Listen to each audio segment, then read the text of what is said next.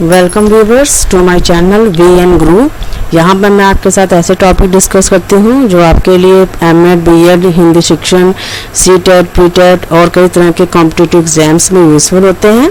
तो चलिए आज शुरू करते हैं कि जो मैं टॉपिक आपके साथ डिस्कस करने जा रही हूँ वह है वचन की परिभाषा।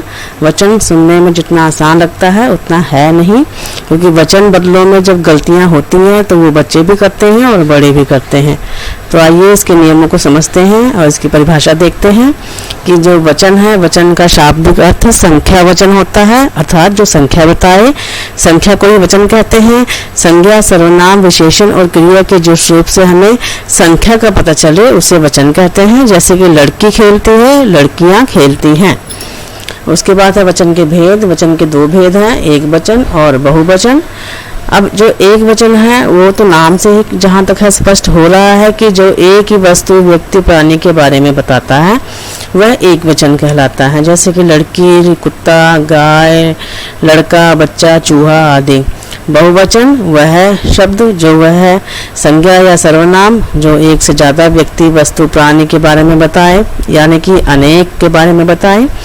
जैसे कि लड़के, गायें, मालाएं, माताएं, पुस्तकें आदि। अब है एक वचन और बहुवचन के नियम कि इनको जब बदलते हैं तो उनमें किन नियमों का पालन करते हैं हम। कई बार होता है कि एक वचन और बहुवचन को हम जो है उनके नियमों को ना देख के उसमें आदरणीय और सम्मानीय व्यक्तियों के लिए हमेशा एक वचन की जगह हम बहुवचन शब्दों का प्रयोग कर लेते हैं। आइए उसके उदाहरण देखिए। जैसे कि गांधी जी एक ही व्यक्ति हैं। गांधी जी चंपारण आए थे, लेकिन उनके लिए हम आए थे लगा रहे हैं। आए थे वैसे ज़्यादा लोगों के लिए लगता है। वैसे ही है शास्त्री जी बहुत ही सरल स्वभाव के थे, गुरुजी आज नहीं आए। इसी तरह है एक वचन और बहुवचन का प्रयोग संबंधों में भी ऐसे होता है कि कई बार जो हमारा संबंधी हैं जिसमें हम सम्मान देते हैं वो चाहे एक वचन ही है, लेकिन उनके लिए हम बहुवचन का प्रयोग करते हैं। जैसे कि नानी, ताई, मामी, चाचा, ताया आदि के लिए। अगला है द्रव्य हो गया। जैसे कोई द्रव्य है, द्रव्य चाहे एक हो, चाहे कम हो, चाहे ज़्यादा हो, थोड़ी मात्रा में हो, ज़्यादा मात्रा में हो, उसके लिए हम एक वचन का प्रयोग ही करते हैं। जैसे कि तेल, घी, पानी, दही, लस्सी, दूध आदि। ये चाहे थोड़ा हो चाहे ज़्यादा हो, हम एक वचन का ही इसके लिए प्रयोग करेंगे। उसके बाद है कि जो कुछ कभी कभी होता है कि लोग बड़प्पन दिखाने के लिए भी एक वचन की जगह बहुवचन शब्दों का प्रयोग करते हैं। जैसे कि मालिक ने नौकर से कहा कि हम मीटिंग में जा रहे हैं, जबकि मालिक एक ही है और उसके लिए वैसे मैं शब्द का प्रयोग होना चाहिए, लेकिन वह हम शब्द लगा रहा है उसके लिए।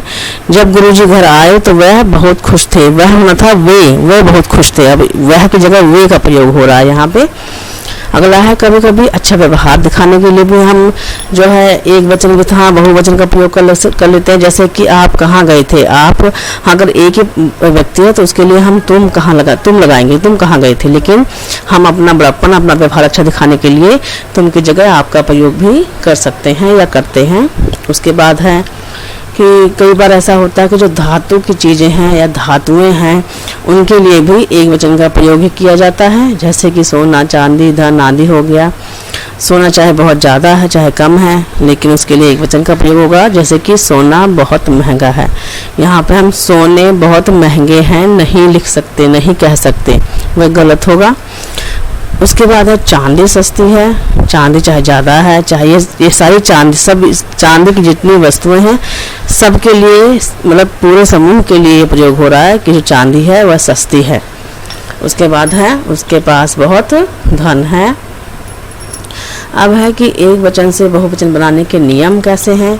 जब आकारांत, आका मतलब आ बड़ा, जिसके अंत में आ आता हो, आ की मात्रा आती हो और वह शब्द पुल्लिंग हो तो वह कैसे बदलेगा। उसकी जगह ए छोटी लग जाएगी, ए छोटी की मात्रा बन जाएगी वहाँ पे।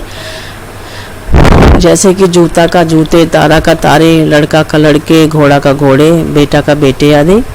उसके बाद है जब अकारांत स्त्रीलिंग हो, मतलब आ छोटा हो, आ छोटा की आवाज़ हो और स्त्रीलिंग शब्द हो तो वो क्या होगा, ए के साथ ही बिंदी आ जाएगी। जैसे कि बात का बातें, रात का रातें, कलम का कलमें, आँख का आँखें आदि।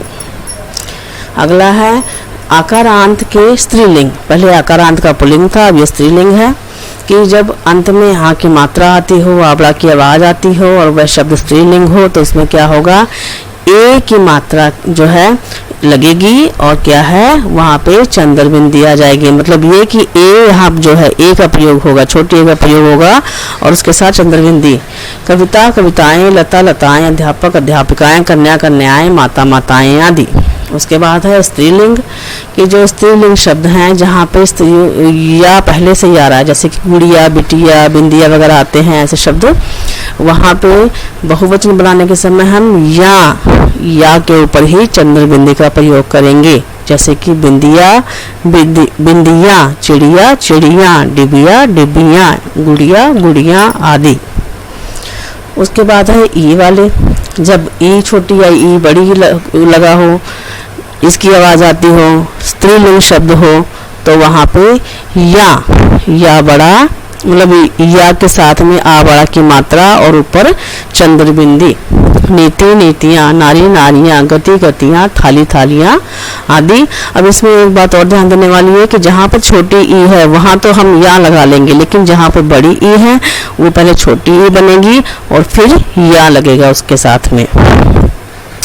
आगे है कि छोटा ओ बड़ा ओ की मात्रा हो गई, या छोटा बड़ा की मात्रा वाले हो गई, छोटी बड़ी ओ की मात्रा वाले हो गए, वहाँ पे क्या ए के साथ में चंद्र बिंदु। जैसे कि वस्तु वस्तु में, गौ गौ में, बहु बहु में, वधु वधु में, गऊ गऊ में आदि। अब कुछ ऐसे शब्द भी हैं जहाँ पे ये मात्राएं नहीं लगती, ये ए या बिंदु नहीं लगता, उनके साथ में कुछ अलग से शब्द लगते हैं, जैसे दल, वृंद, वर्ग, जन, गण आदि। जैसे कि साधु साधु लोग, बालक बालक गण, अध्यापक अध्यापक गण भी होता है, अध्यापक वृंद भी होता है, मित्र मित्र वर्ग, विद्यार्थी विद्यार्थी गण आदि। कुछ लोग इसके साथ में ओ की मात्राओं का प्रयोग कर लेते हैं, समय के अनुसार इनका प्रयोग बदलता जा रहा है, लेकिन जो ओ की मात्राओं वाले हैं वो शुद्ध वचन बदलो नहीं हैं, उनका हम प्रयोग कर लेते हैं बातचीत में, लेकिन वो शुद्ध हिंदी के शब्द नहीं हैं।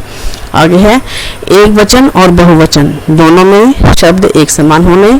कई शब्द ऐसे आ जाते हैं जैसे राजा राजा ही रहेगा, नेता नेता ही रहेगा, पिता पिता ही रहेगा, चाचा चाचा ही रहेगा और क्षमा क्षमा ही रहेगा। चलिए जी हमारे व्यूअर्स, आज हमने जो आपके साथ में डिस्कस किया वो है वचन की परिभाषा, वचन के भेद और वचन बदलने के कौन कौन से नियम हैं, उन नियमों के बारे में हमने जाना।